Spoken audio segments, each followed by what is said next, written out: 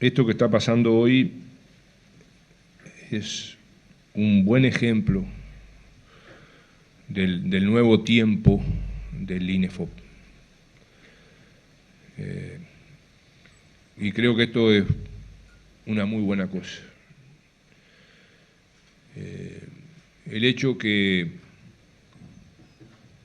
el INEFOP tenga un plan estratégico aprobado unánimemente por representantes empresariales, de los trabajadores, del gobierno, me parece que no solamente es bueno por lo de tener un plan estratégico, que es fundamental para cualquier organización, sino que es bueno también por la forma en que se ha elaborado y por el contenido que es el resultado de ese plan estratégico. Por tanto, en primer lugar, la satisfacción, las felicitaciones. Entre los objetivos que nos planteamos en este tercer gobierno del Frente Amplio era aumentar la participación social y hacer cambios radicales, importantes, en este Instituto de Formación Profesional, que es fundamental para el país. Y cuando empezamos a dialogar para construir esa estrategia de la cultura del trabajo para el desarrollo, que hoy ya no es una estrategia ni del Ministerio ni del Gobierno, ya es una cuestión nacional, porque no solamente ha tenido la aprobación formal de este instituto multipartito, sino que además ha tenido la aprobación en el INACOP, en el BPS, a nivel de los partidos políticos que tienen que ver con legislación del trabajo y seguridad social, en las comisiones parlamentarias, en la sociedad. Las cosas que a través del grupo asesor del Ministerio de Trabajo, que integran unos 25 referentes provenientes del mundo empresarial, del mundo sindical, de la academia, de organismos internacionales como la propia OIT acá presente, y que ese grupo asesor, que es un grupo informal de reflexión, definiera las primeras acciones que ya están en marcha acerca de esta estrategia de la cultura del trabajo para el desarrollo. Yo creo que es un buen ejemplo, articulado con lo que viene haciendo el INEFOP, el nuevo INEFOP, de cómo podemos seguir avanzando en el país. Creo que en estos nuevos tiempos todos debemos ser autocríticos. Creo que la autocrítica no debiera ser solamente un tema del gobierno, que nos equivocamos. Y lo mismo creo que sucede con la memoria. Ver cómo valoramos, por ejemplo, algunas cosas que hoy informaba Marita acá, en el informe inicial de la evolución del trabajo y del salario.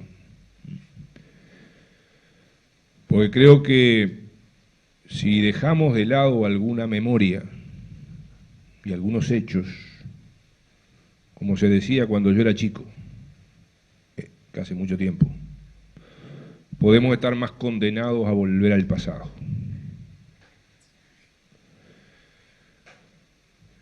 Creo también que este nuevo tiempo nos está marcando algo que, sin estar previsto, el Lechuga resolvió en el acto, que fue invitar a que Wilson subiera a la mesa y hablara. Aclaro que sin consultarme, además, por la duda. Pero... Y está bien, y está bien. Porque este también es el nuevo tiempo donde estamos buscando universalizar el trabajo y la educación. Entre otras cosas, a partir de lo que decía Fernando, eso de que hoy un niño de 5 años en tecnologías es habitual que sepa más que un mayor de 50. Como cuando yo le pregunto a mi nieta cómo se hace tal cosa en el celular o en la tablet. Y ya no hablo de más de 50, hablo de más de 60. Y creo que estas cosas nos llevan a pensar en esta nueva situación, donde es imprescindible universalizar el trabajo y la educación dialécticamente interrelacionados.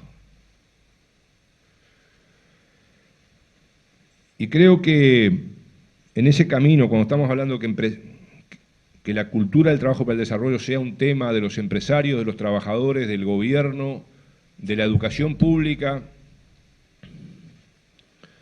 del INEFOP, estamos viendo que ese es un camino nuevo que empezamos a transitar en este proceso. Imprescindible para el país, en nuestra opinión. Y hemos arrancado, eso es lo otro importante. Van 7 meses de gobierno. Solo 7 meses de gobierno. Y está en marcha el Yo Estudio y Trabajo y se apuntaron 22.000 jóvenes para las primeras centenares de becas y en noviembre empiezan a trabajar, por 4ª vez. Y esperemos que el sector privado ahora con el incentivo de la Ley de Empleo Juvenil, que también reglamentamos a partir de abril, y que está marchando con más de 130 empresas que han adherido y centenares de jóvenes que están empezando a ocuparse. Que el sector privado también se pliegue a esto porque ahora hay un incentivo donde por primera vez hay un subsidio al salario para emplear jóvenes en la Ley de Empleo Juvenil, en general menores de 29 años. Y esta es una nueva oportunidad que debemos promover. Y está en marcha el primer plan piloto que hemos acordado dentro del programa concreto de la Estrategia de Cultura del Trabajo en Montevideo y zona metropolitana, en Río Negro y Maldonado, para personas de 18 a 44 años, en sectores de la construcción, el turismo y el trabajo en el hogar, para que en ese primer plan piloto ellos y nosotros podamos aprender el proceso de culminación de estudios primarios, secundarios y acreditación de saberes, hasta el mes de abril próximo. Y ahí pensamos llegar en esta primera experiencia donde vamos a estar aprendiendo unas 2.700 personas.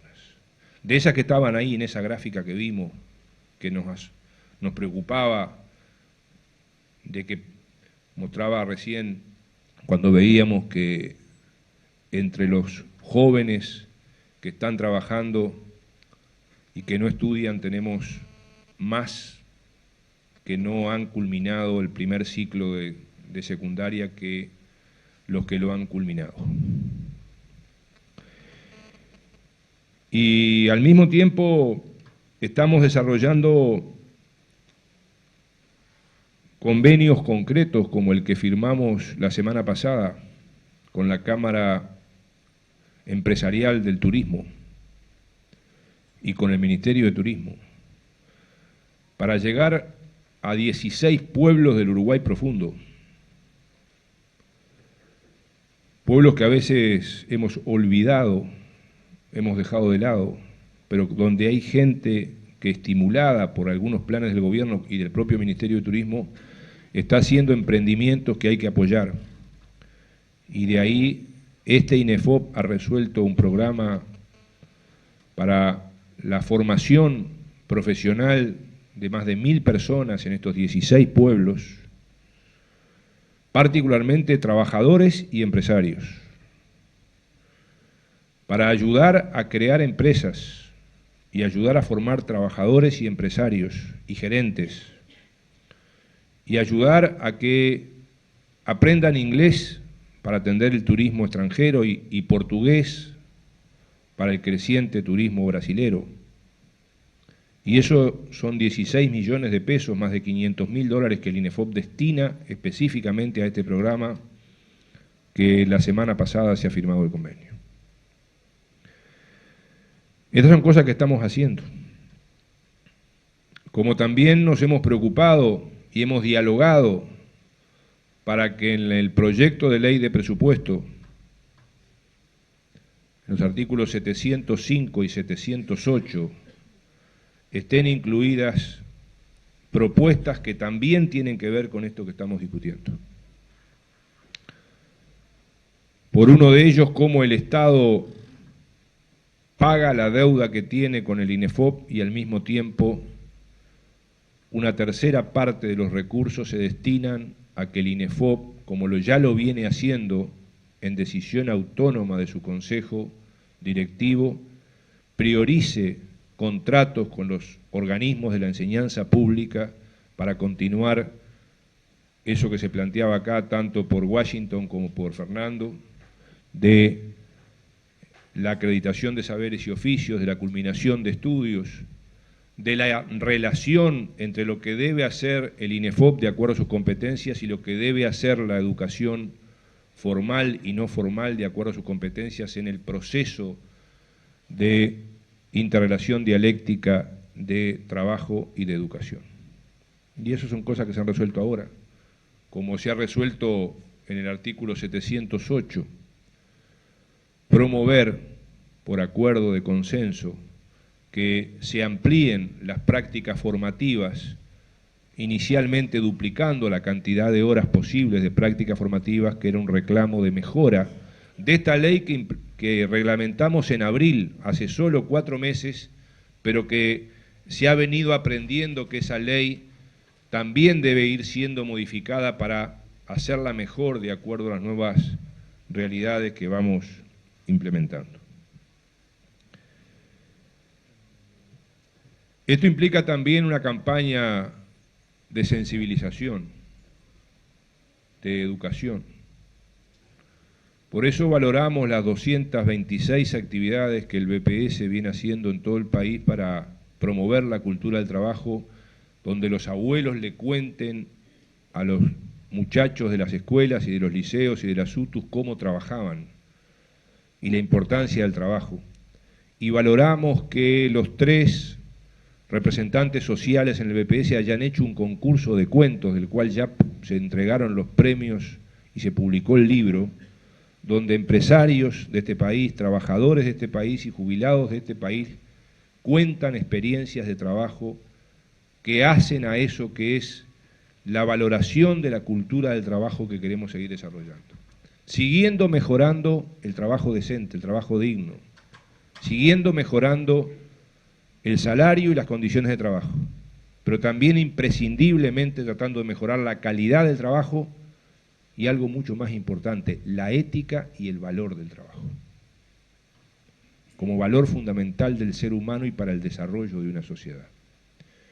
Y eso creemos que se nutre de cuestiones que empiezan a concretarse. Se ha firmado el primer convenio colectivo en la salud privada. Y ese primer convenio colectivo incluye principalmente una política formativa para los trabajadores de la salud privada. Eso es parte de la interrelación entre la negociación colectiva y la formación profesional. Y ayer encontramos una solución trabajosa, gracias a un importantísimo trabajo de los compañeros de la DINATRA del Ministerio, en el sector lácteo. Y también en ese acuerdo se incluye particularmente el tema de la importancia de la formación de los trabajadores del sector lácteo para garantizar la trazabilidad de la leche en un país que tiene firmes posibilidades de seguir desarrollando y creciendo en su industria láctea en el Uruguay. Esta es la interrelación que se va dando entre estas cosas que ustedes están haciendo, lo que hacen los trabajadores que están acá del INEFOP, que mucho valoramos y que esperemos que pronto puedan estar haciéndolo en mejores condiciones locativas, porque se está en proceso de compra de un nuevo local. Pero además de eso, porque el trabajo de estos trabajadores garantiza las posibilidades de que estas cosas se interrelacionen. Porque cuando planteamos en los lineamientos de la negociación colectiva, que la negociación colectiva, además de lo fundamental que es el salario, debía negociar sobre sistema de cuidados, sobre formación profesional, sobre cultura del trabajo, vemos con satisfacción que el primer convenio que se firma ya incluye principalmente esto, y eso es un avance importante en este camino que estamos llevando adelante. Por tanto, creo que es bueno que empecemos a tenernos confianza cuando promovemos la participación social. Graciela hablaba de la importancia del movimiento cooperativo y de su participación en la gestión pública. Y creo que un ejemplo de este año, con el nuevo Fondes, ese nuevo Fondes que ha puesto 100 millones de dólares al servicio de la micro, pequeña y mediana empresa, del movimiento cooperativo, de las empresas recuperadas por trabajadores, y que para su administración ha previsto que se haga en el INACOP y en la ANDE con participación social, entre otros, del movimiento cooperativo, y del PICNT en acuerdo con la Asociación de Empresas Recuperadas, es otro ejemplo más de cómo estamos promoviendo desde la política pública, desde acciones políticas del gobierno, la participación social en la elaboración y gestión de políticas públicas. Y lo mismo pasa cuando se decide que el Estado intervenga para canjear deuda de ANCAP por producción nacional. ¿Y qué tiene que ver esto con el plan estratégico del INEFOC? Tiene mucho que ver.